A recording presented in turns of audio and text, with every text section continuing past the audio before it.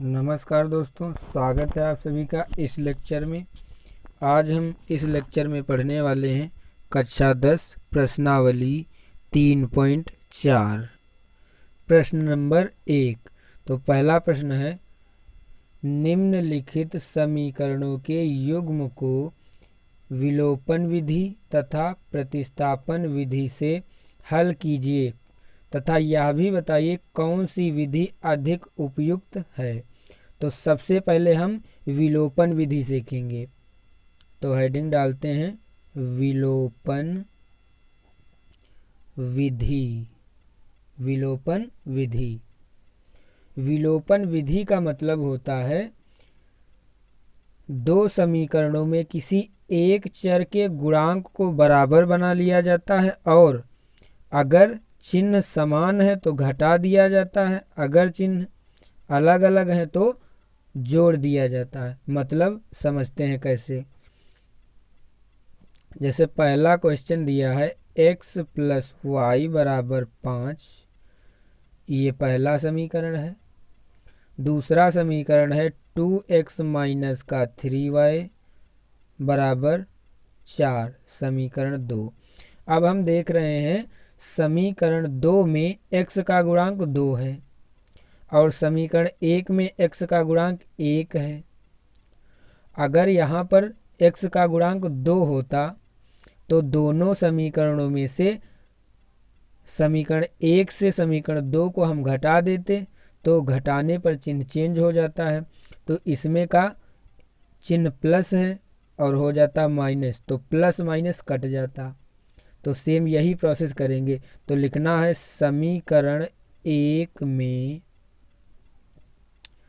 2 से गुणा करने पर समीकरण 1 में हम 2 से गुणा करेंगे तो यहाँ होगा 2x प्लस का 2y और बराबर 5 दूनी 10, समीकरण बनेगा 3।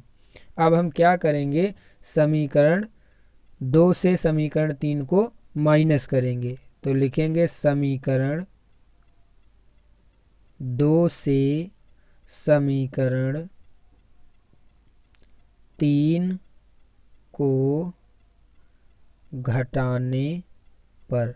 अब हम देख रहे हैं इसमें भी x का गुणांक 2 है, इसमें भी x का गुणांक 2 है। तो समीकरण 2 से समीकरण 3 को घटा देंगे। 2x - का 3y = 4। तो समीकरण 3 है 2x प्लस का 2y बराबर का 10। अब घटाने में प्रोसेस क्या होता है, चिन्ह चेंज हो जाता है।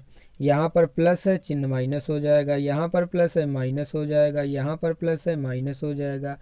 2x कैंसिल हो गया, बचा माइनस का 3y और माइनस का 2y। तो माइनस का हो जाएगा 5y, क्योंकि सेम चिन्ह वाले पद आपस में जोड़ दिए जाते हैं।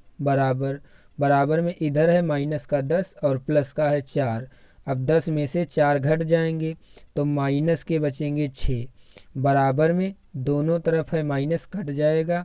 इधर बचेगा 5 y के गुणे में। तो हमें y का मान निकालना है, y को इधर रखना और 5 गुणे में है तो 6 के बटे में जाएगा।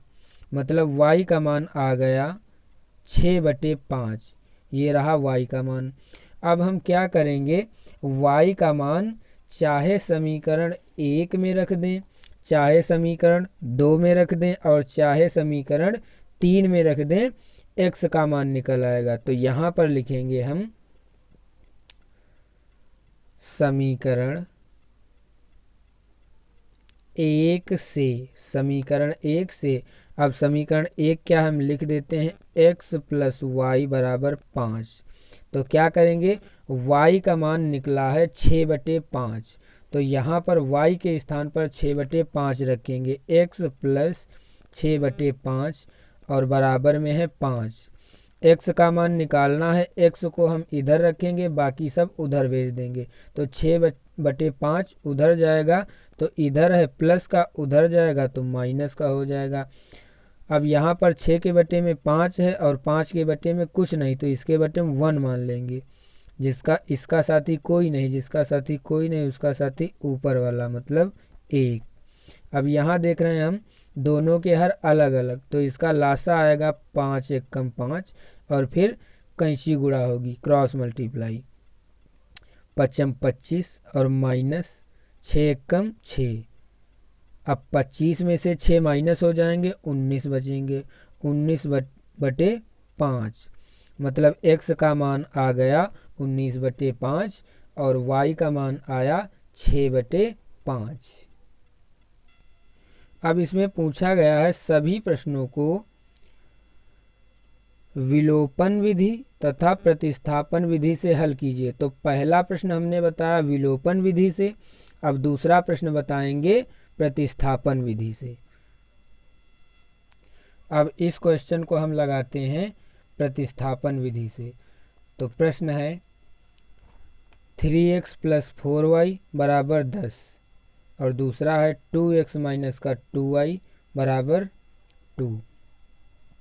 तो यहाँ से हम किसी भी समीकरण से एक चर का मान निकाल लेंगे। समीकरण 1 इसको मानते हैं, इसको समीकरण 2। तो समीकरण 2 से हम x का मान निकालेंगे। समीकरण 2 से 2x - 2y = 2। यहाँ क्या करेंगे, x का मान निकालेंगे। तो सबसे पहले 2y को उधर भेजेंगे, प्लस का हो जाएगा 2y। अब x के गुणे में है 2 तो बराबर के उधर जाएगा तो बटे में जाएगा, मतलब 2 + 2y / 2 होगा। अब ऊपर देख रहे हैं हम 2 कॉमन मिल जाएगा तो 1 + y बचेगा, बटे में 2, ऊपर नीचे 2 कट गया, x बराबर आएगा 1 + y। इसको हम मान लेंगे समीकरण 3। समीकरण 3। अब क्या करेंगे, समीकरण 3 से x का मान समीकरण 1 में रख देंगे, समीकरण 1 में रख देंगे। तो यहाँ लिखेंगे समीकरण 3 से x का मान समीकरण 1 में रखने पर, समीकरण 1 में रखने पर 3 और x के स्थान पर रखेंगे। x 3 के गुणे में है तो यहाँ पर x बराबर है 1 + y, मतलब लिखेंगे ब्रैकेट लगाकर 1 + y, ये 3 के गुणे में लिखा हुआ है, और प्लस 4y = 10, प्लस का 4y = 10। अब इसको हम सॉल्व करेंगे तो y का मान निकल आएगा। तो 3 गुणे में अंदर से गुणा करेंगे, 3 एकम 3 और प्लस 3 का y से होगा 3y, प्लस का 4y बराबर में 10।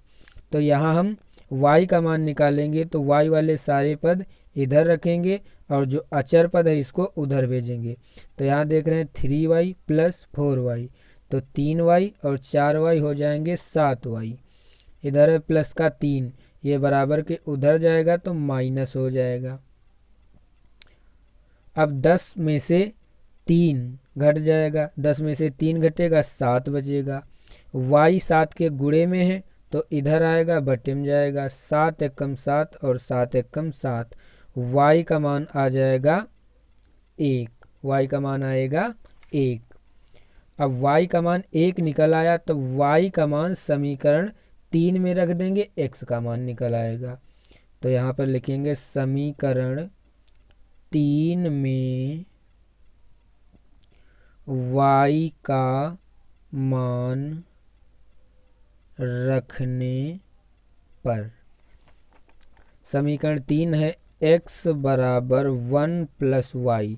अब y का मान हम यहाँ पर रख देंगे, x बराबर 1 प्लस y का मान 1 आया है तो y के स्थान पर 1 रख देंगे, तो x बराबर आ जाएगा 2, x बराबर 2।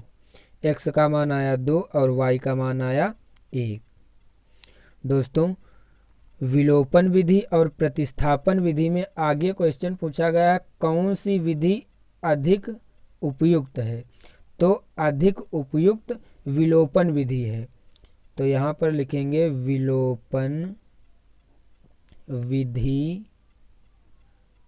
अधिक यूजफुल है, अधिक उपयुक्त है, क्योंकि विलोपन विधि प्रतिस्थापन विधि से आसान होती है, कम समय में क्वेश्चन सॉल्व हो जाता है। आगे के प्रश्न अगले वीडियो में समझेंगे। तब